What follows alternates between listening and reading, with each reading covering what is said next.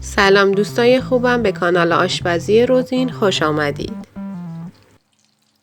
امروز طرز تهیه پیراشکی سیب زمینی رو به شما آموزش میدیم. با ما همراه باشید. برای تهیه این خوشمزه بی‌نظیر 200 گرم آرد گندم رو داخل ظرفی میریزیم. نصف قاشق غذاخوری بیکینگ پودر، 1 قاشق غذاخوری آرد نخودچی، 1 قاشق چایخوری مخمر، نصف قاشق چایخوری نمک رو اضافه میکنیم. برای اینکه خمیر نرم داشته باشیم 25 گرم کره رو به موادمون اضافه میکنیم و با 200 میلی لیتر آب ولرم خمیر پیراشکیمون رو آماده میکنیم.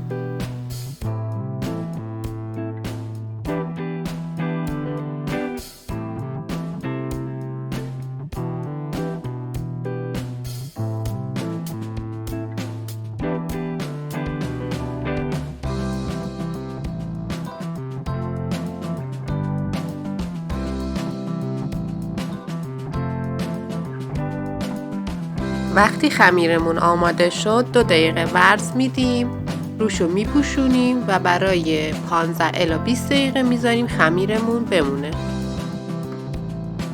خب حالا میریم سراغ تهیه مواد داخل پیراشکیمون. 1 عدد پیاز بزرگ رو نگینی خورد میکنیم و برای 5 دقیقه تفت میدیم تا پیازمون نرم بشه، نباید زیاد سرخ بشه. 1 سیب زمینی بزرگ رو آبپز میکنیم، پوستش رو میگیریم و از رنده درشت رنده میکنیم. 50 گرم جعفری رو خورد میکنیم.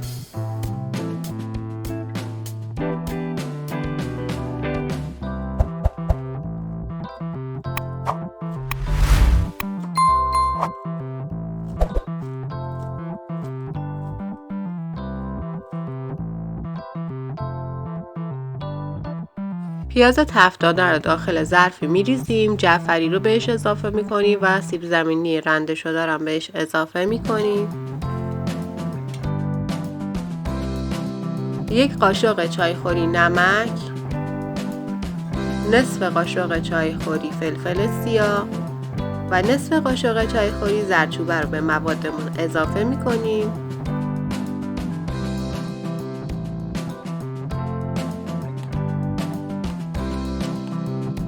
موادمون رو خوب مخلوط میکنیم. میریم سراغ خمیر پیراشکیمون و باز 2-3 دقیقه ورز میدیم.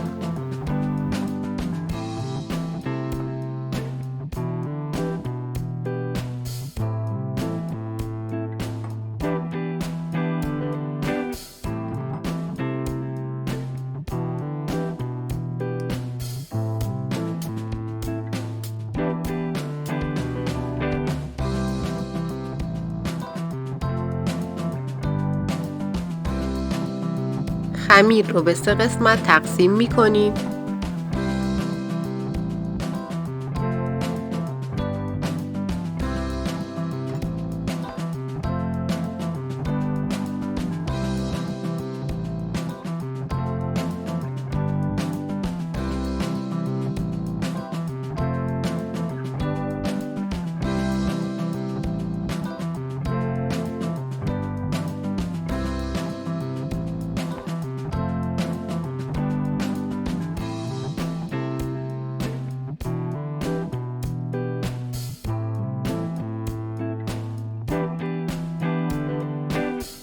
یک قسمت از خمیر رو با وردن نازک می‌کنیم.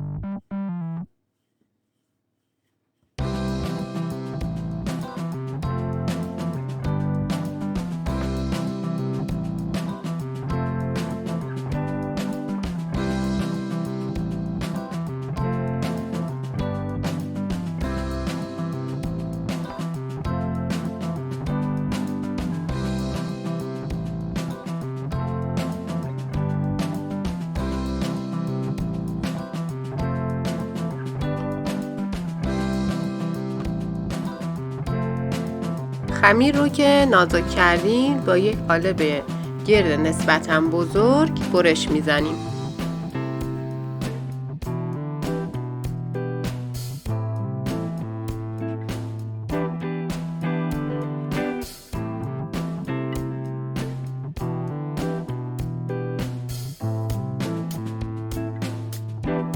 یک قاشق غذاخوری مواد پراشکیمون رو روی خمیر میذاریم و مقدار کمی پنیر پیتزا روش میریزیم.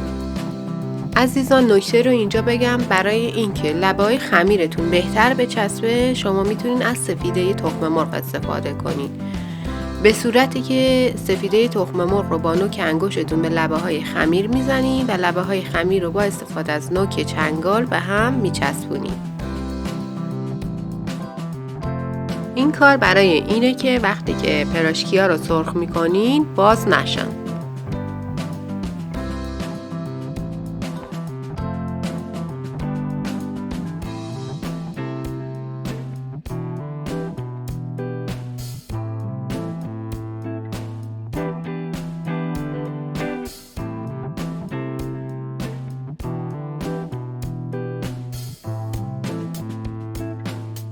پراشکی‌ها آماده است، میریم تا سرخشون کنیم.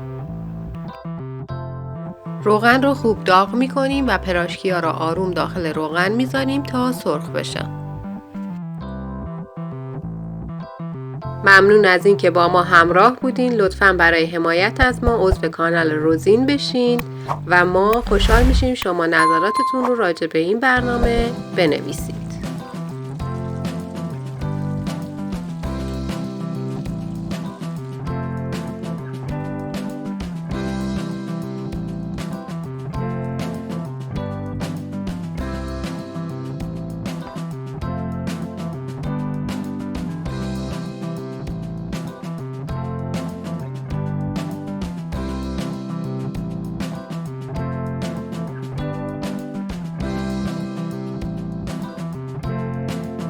اینم از پراشکی خوشمزه و بی‌نظیر. نوش جان.